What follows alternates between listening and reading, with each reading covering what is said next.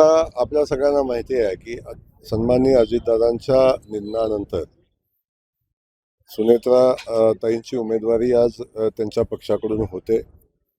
अनेक साधारण संकेत आपल्याकडे असतात की एखाद्या नेत्याच्या निधनानंतर होणारी निवडणूक ही बिनविरोध व्हावी. आमची मनापासूनची भावना आहे ही निवडणूक बिनविरोध व्हावी आणि सुनेत्रा ताईंना विधानसभेमध्ये बिनविरोध निवडून द्यावं. आता काँग्रेस पक्षानं काय करावं हा काँग्रेस पक्षाचा विषय आहे. सातत्यानं संस्कृती शिकवणारा हा पक्ष, सातत्यानं दुसऱ्याला शिकवणारा हा पक्ष स्वतः जेव्हा आचरण आणायच्या गोष्टी जेव्हा येतात तेव्हा मात्र वेगळी भूमिका घेताना आपण सगळेजण पाहतोय.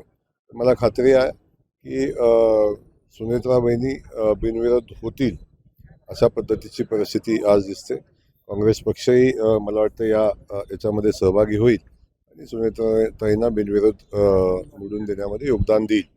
शेवटी नाही झालं तरी सुद्धा सुनेत्रा ताई आमदार होण्यामध्ये कुठली अडचण येण्याचं कारण नाही.